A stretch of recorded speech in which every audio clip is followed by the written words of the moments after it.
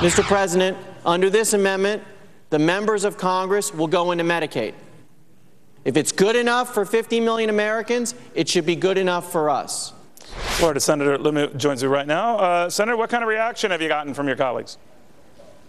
Well, I think good reaction from some. You know, some of my friends on the other side of the aisle don't seem to like it. But if we're going to put 16 million new Americans into Medicaid, a program that's not doing a very good job now, where doctors are dropping patients, where pharmacies won't fill prescriptions for people on Medicaid, shouldn't we in the U.S. Congress have the same plan? My colleagues like to say, look, the American people should have it as good as we have it in Congress. I think we should have it as good as the American people have it. That's why I'm making this amendment.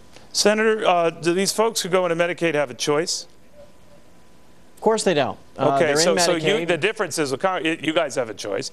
And I know the argument has been in the past that in defending Congress sticking by what has been a very generous health plan that you all enjoy, that, well, you have the choice to stick with that plan or opt for what will ultimately be a different public plan.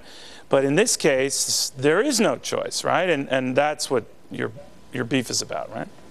Well, and the other beef is that we're putting 16 million new Americans into a program where you can't find a doctor who will take you, especially for specialists, where doctors are dropping patients, where pharmacies won't fill Medicaid prescriptions. And this is what our friends on the other side of the aisle say is health care reform. It's not. It's exposing what it is. And if it's good enough for 16 million Americans, it should be good enough for us in Congress. You know, and this is not meant to be an offense to you, Senator, or as it was prior to your Republican colleague, John Thune. But I always get the feeling that you guys, again, with the best of intentions, are going nowhere fast. And the numbers don't indicate you'll go anywhere with any of these initiatives, just as all these amendments you're trying to tack on are going to go nowhere fast, just like they didn't in the House with Republicans. So what is this for?